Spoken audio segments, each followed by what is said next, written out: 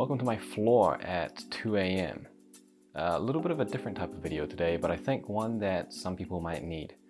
This is the wind down routine for those days when you feel a little bit tired, a little bit off your game, a little bit like you're losing focus, or you feel like it's one of those nights where you're gonna find it difficult to get to sleep.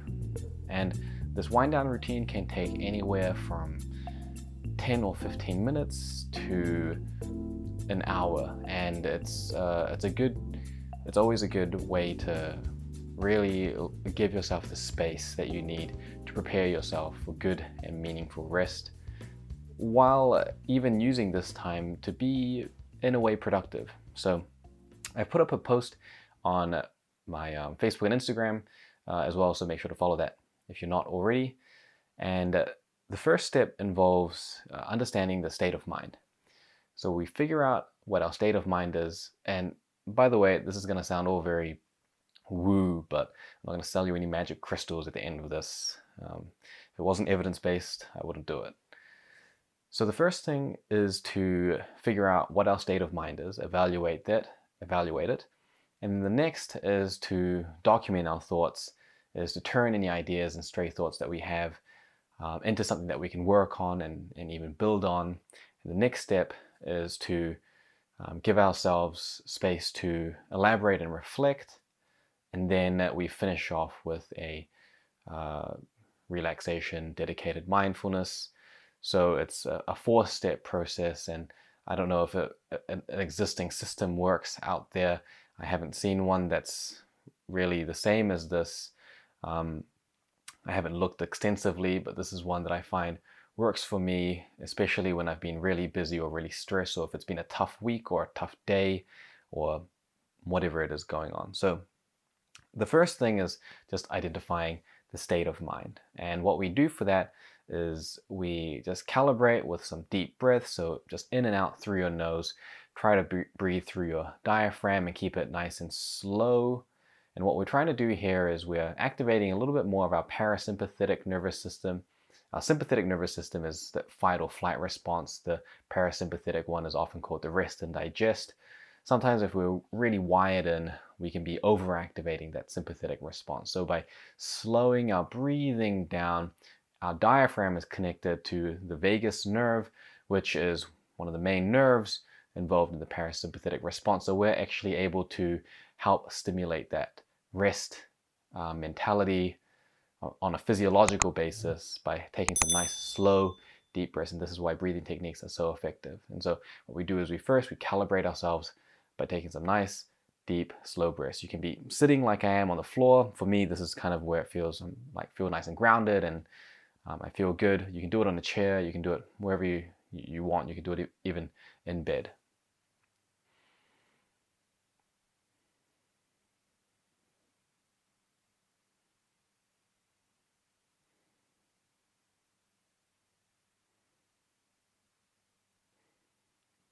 So during this time, all you want to do is focus on the breathing, focus on the breathing in, focus on the breathing out. Take it slowly, focus on wherever your focus lies.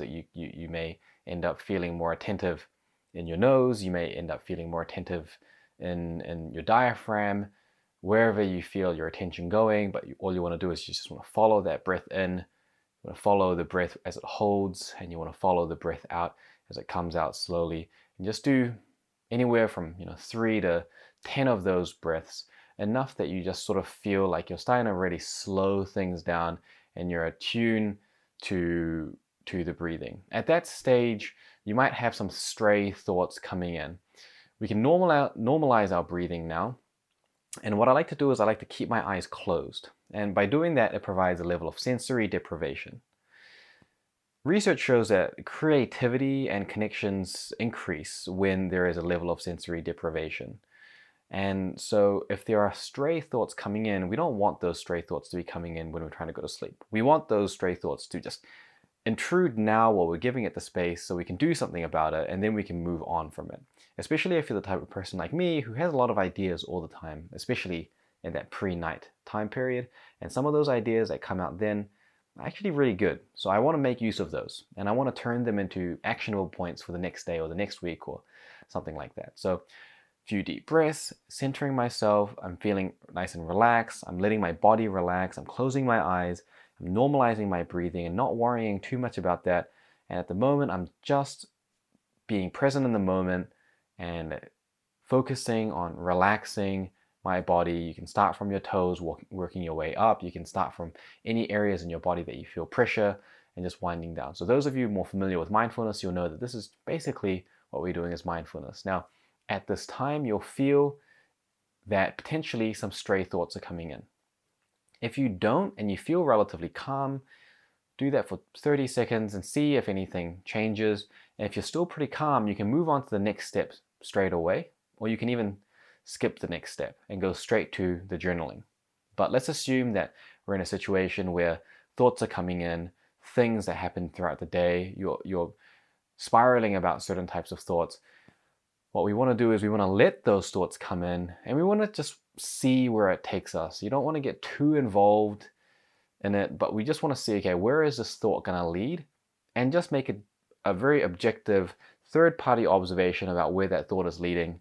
And if it feels like something productive, then you can let yourself open your eyes, get out what I keep as a pen and paper, and you can document those thoughts in a diary. And then the next day, you can flip to the previous day's diary entry and you can convert those into actionable tasks in your task manager or something else. So I use a mobile task manager. And so for me, I need to make sure that what's in here gets converted into here, but I'm going to do that the next day rather than the day of, because I'd rather just stay in this zone, and before sleep, I don't want to have too much device and screen time anyway. So any stray thoughts that are coming through, I'm going to make sure that I'm documenting in my notebook and writing it down.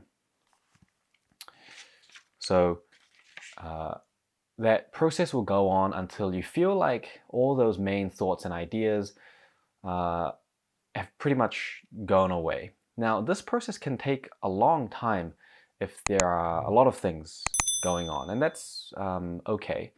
Just make sure not to get too overly invested in it. Your idea is to identify thoughts and possible action points. It's not to chase them. So make sure your objective is to just observe where the thoughts go, note down what you could be building on the next day, and just acknowledge that thought. And you're kind of telling it, okay, I got it. Let's talk about this tomorrow. And you're giving that thought a place to kind of settle, so you're not worried about keeping it in your head. So this process this is really what takes the longest time. So you can give yourself space to write it down. Now, once you've written it down, we can move on to the next step. So that first part was really to get rid of those stray thoughts and just clean up any ideation that we wanted to do at the end of the day. And the next step is to start journaling. Now I have a separate journal that I use. The purpose of journaling is we're giving ourselves reflective time. Now, a lot of people have an aversion to journaling. They think it's really, if you're a guy, you might think it's very girly. Or no matter what gender you are, you may just feel that it's something that's very kind of airy-fairy, and you may not really see much of a benefit on it. But just think about it this way, is that when you're writing, especially if you're writing with purpose and mindfulness, it slows down the rate that you're thinking about things. And so it makes your thoughts a little bit more deliberate, and it actually teases out some thoughts or feelings that you might have about things that you wouldn't have thought of if you were thinking about it at normal speed. And this can lead to some really meaningful reflections, as well as quite meaningful insights about the way you act or behave or react to other people. There might have been a particular event that day that you thought was particularly pertinent, and you reflect on that. And don't think too much about what you need to write or how you need to write it. The idea is that you just write it. No one else is going to read this anyway. So write whatever you want to write, however you want to write it. You can express it however you want. Sometimes I'll just do mind maps or drawings in here just because I feel that's a better way of expressing myself. And as you do that, you might find that actually there's an angle to this that you'd missed for the whole day. And by giving yourself the time and the patience to run through those events and feelings in a very non-judgmental, spaced, slow way, it can actually unlock a lot of new perspectives and rapidly increase your ability for personal development, and identifying areas of weakness or strengths or personality traits or cognitive biases or patterns in thinking or habits that you might want to change or that you can acknowledge. So that's the journaling step.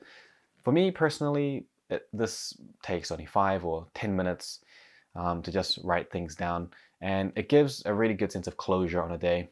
Personally, I don't journal every single day, and I know there are a lot of proponents that say that you should, and I think it is a good thing too. I personally am just not as consistent, so I'll probably do it maybe 3 times a week or so, especially when I get that feeling like there's some stuff going on in my mind. For me, my red flag is usually if I feel like going to sleep is not going to be super easy. I know that right now as I'm filming this, it's like 2 a.m., but don't worry, that's just my normal sleep cycle actually. The perks of working for yourself. After you've done the journaling, you just want to give yourself a final wind down. During the journaling process, you may have uncovered new things that you want to add into your notebook that you can transfer onto the next day, but that is wrapping up your thoughts for the day. And so you start off again with some nice deep breaths, and then you enter into a state of relaxation and mindfulness. Now, I'm not a mindfulness coach, I'm not a mindfulness instructor. I have been meditating for several years, but I don't feel confident in being able to teach it, so I'm going to leave that to someone else who's better at it. There are plenty of videos out there and plenty of instructional resources. An app that I personally use extensively for guided meditation is Calm, and if you're a beginner, I would highly recommend that you use it. It's very easy for beginners. This is not a promotion for Calm, although we have run promotions about Calm in the past, purely just because we think it's such a useful app and service, and we just use it so much within our own team as well as with our students. So if you're a beginner and you haven't really got into it before, even if you're someone that's a bit more advanced, I've got a lot of students or staff who have been meditating for a number of years. They're very familiar with mindfulness, and they will still use apps like Calm just to make it easier for yourself. And tracking metrics and having data is always kind of a cool thing if you're that type of person. So you wind it off with sort of 10 minutes of mindfulness just to get yourself in that relaxation mode. And then when you go to sleep, you've got a nice clean mind, you've got a positive reframing and positive psychology, and positive psychology helps induce meaningful rest. And it means that those ideas that you had at the end of the day, you can really easily wake up the next day excited about turning those ideas into tasks, and that gives you a great morning routine to prioritize your day, set out your tasks, and then get into it and be productive if that was the intention. So thanks for listening, and good night.